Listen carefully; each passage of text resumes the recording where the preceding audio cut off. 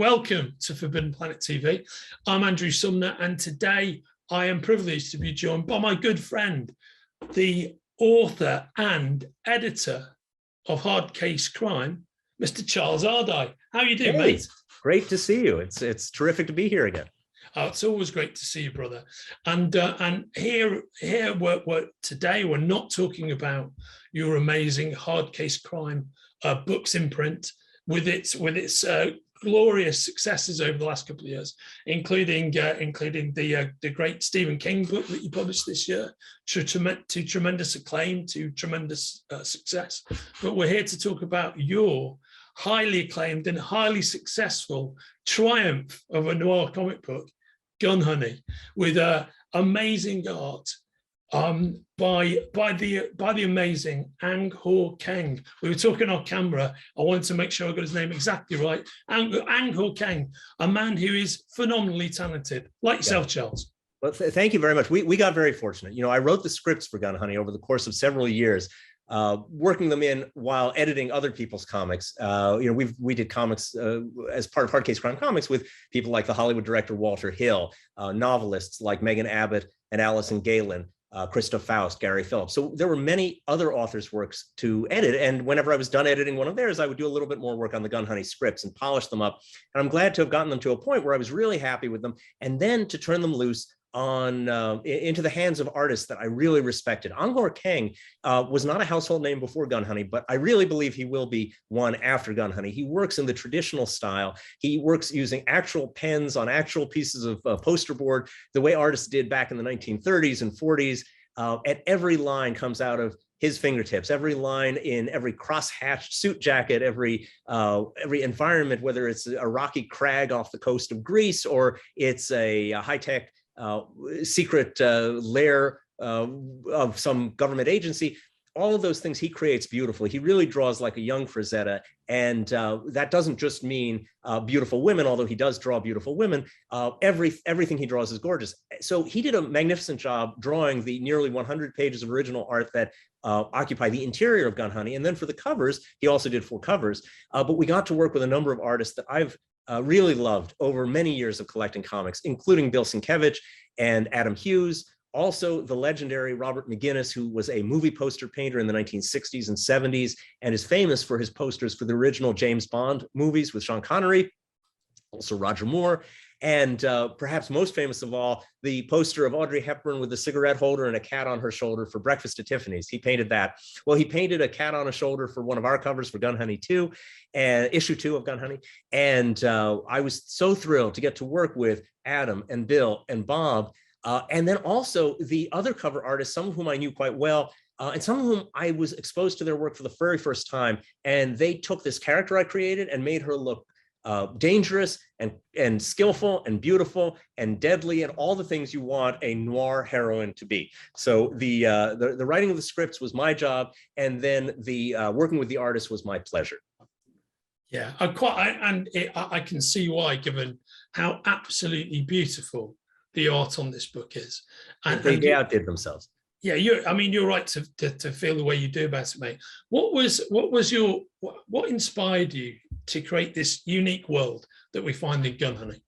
You know, it all came about because of the title, and that's kind of a weird backwards way to build things, but I was having lunch with a friend of mine whose name is Uni Hong. She spells her name E-U-N-Y-H-O-N-G, and we were talking about how she ought to write a book for Hard Case Crime one day. And she's a journalist with a reputation to preserve. And I think she said, well, I might write a book for you someday, but I wouldn't want to publish it necessarily under my real name. And I said, that's fine. You can use a pseudonym. Do what I did. When I published my first 2 books for Hard Case Crime, I wrote them under a pseudonym. I took the letters of my name, Charles Ardai, and I rearranged them into an anagram. That was Richard Alias. And she said, well, that's fine for you. You've got a lot of letters. You can make a good anagram out of Charles Ardai. What can you make out of Uni Hong? And I thought for a minute, and I said, how about Gun Honey? Because Gun Honey is an anagram of Uni Hong. Well, I thought that was great. It's not a pseudonym. It's a terrible pseudonym for an author, but what a great title it is.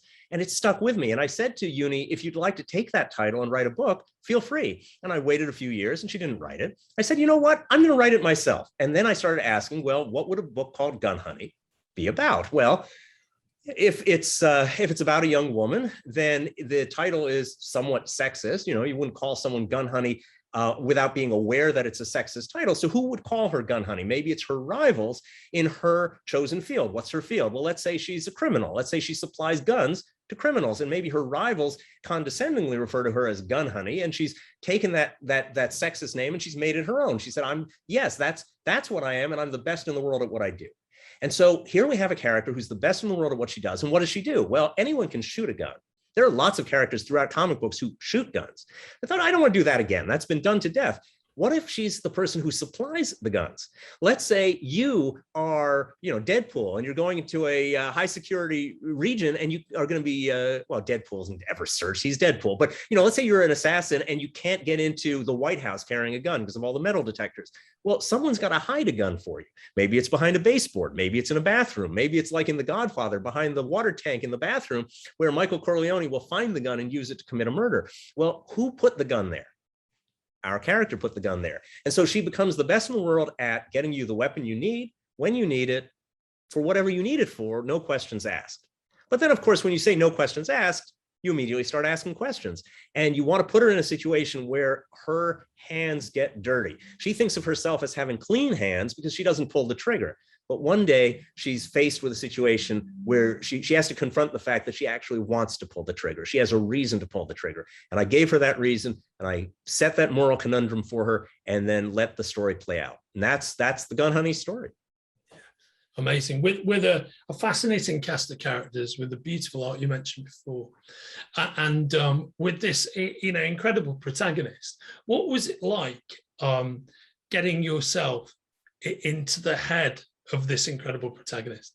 Well, I couldn't supply a gun to anyone. I don't think I've ever held a gun in my life. That's probably not true. I think I've shot at a shooting range once or twice, but that's not the interesting part. What made her come to life for me was when I decided that she was going to be a refugee. My parents came to the United States as refugees in 1956. They were fleeing war-torn Europe. So I thought, in honor of Uni, who's Asian, let's have her come from Asia. So I imagine that she grew up in a criminal family in Singapore. That's kind of a joke because there are no criminal families in Singapore. Singapore is one of the least criminal places on earth. But just for the fun of it, I thought, let's imagine there's a criminal family in Singapore, and they all get blown up in an explosion. The entire family is killed. But the daughter of the family, there are 4 brothers, there's a father, the mother was already dead. The daughter is not at home when the bomb goes off. She's the sole survivor. All her family's been killed, and she flees to the United States. She flees to California and has to build herself a new life. And all she knows, the only thing she was ever trained in by her criminal dad, was how to assemble guns blindfolded and how to sneak into the top floor of a guarded building. And so she reinvents herself in this role.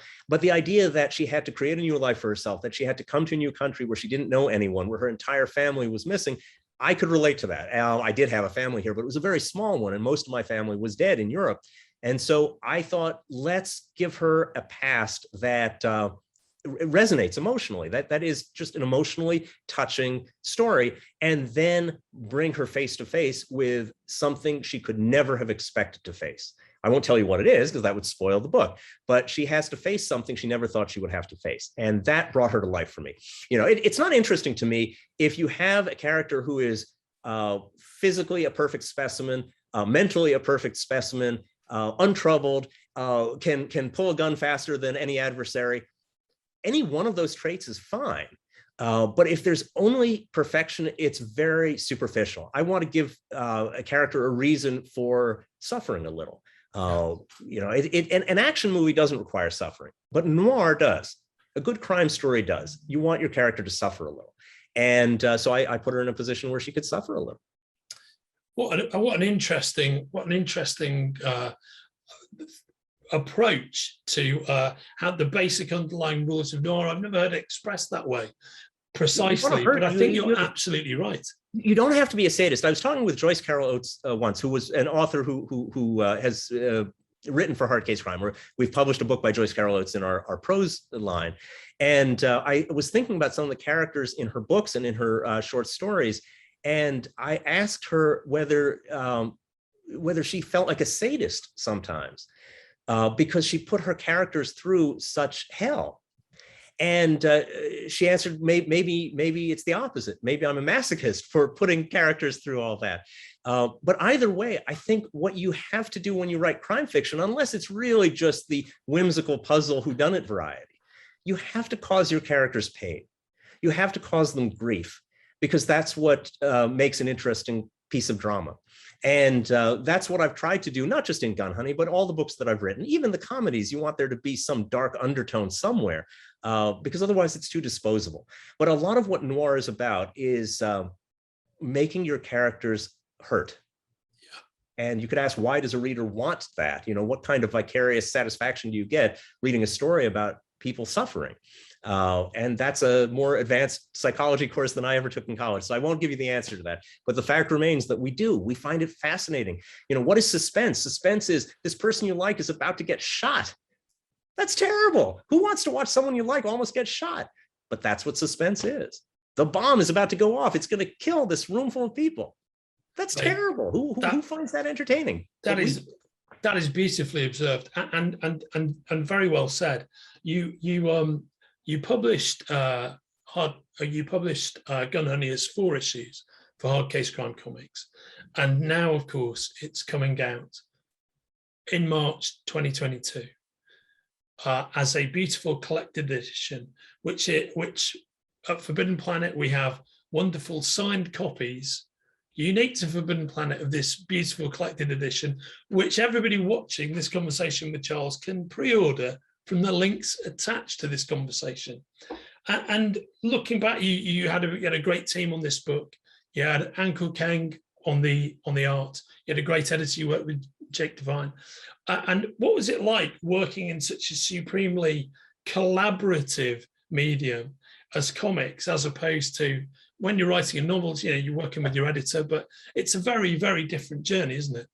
Well, I love the collaboration. One of my favorite parts of writing a novel is working with the cover painter to paint the cover. But with a novel, you might write 300 or 400 pages of text and only get one image.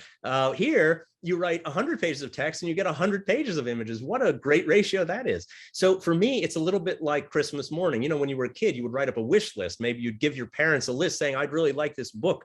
I'm really dying to have this toy. And you'd make a list, and maybe you got something that was on your list. Well, in my case, writing a comic book is like writing one of those lists. Imagine if there's a scene where there's a villain and the villain is crouching hidden behind the following, and he rears up and he's holding a gun in his hands. I write that. That's my wish list. And then the artist comes and he draws it for me.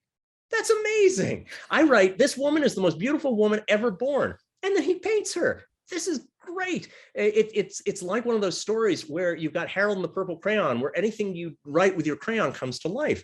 So, except it's the purple word processor. I hope the prose isn't too purple, but I type, and then these artists who can draw, which is something I can't do. They give me my government agency. They give me my beautiful high-speed car chase. They give me my alcoholic beverages fizzing over the rim of the glass. Everything I want. I say, let's go to the beach in Santorini, and everyone's lying around on the sand, half dressed and baking in the sun. And then I come back a few days later, and there it is, drawn.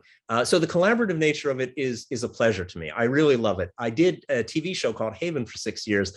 And that was a pleasure also, but there the collaboration was more diffuse. So you would write a script, and then 5 or 6 different people, the network, the production company, people who have to make the special effects work would weigh in, and they'd say, well, we can't afford this.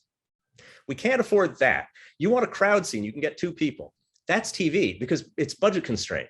But the wonderful thing about comics is it's not budget constrained. You can say my heroine jumps off the building and lands in the in the driver's seat of a speedboat and speeds away. That would cost a fortune to film, probably be CGI these days. But in a comic book, you just draw it. And so this is like making TV or movies with an infinite budget. Who could not like that? Well said, brother. I think that's exactly right. Well, congratulations on correct me if I'm wrong. This is your debut comic book as well, right, Charles? This is my debut comic book. I have edited other people's comic books, even going back to the 1990s, when there was a short-lived comic book called Isaac Asimov's Orbit, which was a collection of short stories from Isaac Asimov's science fiction magazine, and I was the one who chose those stories. I was very proud of that. I think it lasted 3 issues, maybe 4 issues. Somebody who's a hardcore comic collector can tell me. I don't even think I have copies of those anymore, but those I didn't write. I played an editorial role. I curated them, but I didn't actually write them. This is my first time writing a comic book, and what a pleasure and privilege it was. And to work with Titan Comics in particular, they do some of the best comics on the market today. Being part of the same stable as Blade Runner and Doctor Who, not to mention any number of other really outstanding titles, is wonderful. It feels great. And everything Titan does is visually gorgeous. So I am thrilled to be part of the Titan line. And I hope Gun Honey satisfies every reader in every possible way, enough that we can come back and do a Gun Honey Part 2. I'm sure that will happen, because I'm here to tell every reader that you will be satisfied in every possible way by Gun Honey, which is a masterful debut by yourself and by your wonderful artist, Ang Hor Kheng. Just such a beautiful story, so beautifully illustrated, so fascinating, with such depth and surprise, mate. Well done. It really is. You're making my head swell. This is no good. I won't fit in this little box on your screen anymore. And I need you to fit in it, mate, because we need to have the conversation about Gun Honey too. So I look forward to having that conversation. I'm excited about coming back for Gun Honey 2. But first things first, go read Gun Honey 1. Whatever your reaction is, I want to hear it. I want to hear if you liked it, hear if you didn't like it. Go get it, and I hope it's a great experience for you. And whatever you're dreaming it'll be, I hope it satisfies everything you expect, and then some. Signed editions from the links attached to this conversation. Charles, as always, it's been a pleasure chatting with you, brother. Thank you. Take care. Bye-bye. Bye-bye. If you're enjoying watching Forbidden Planet TV, and you're enjoying watching us talk to the world's most interesting and accomplished filmmakers, authors, artists, musicians, creators, subscribe right here. See you soon.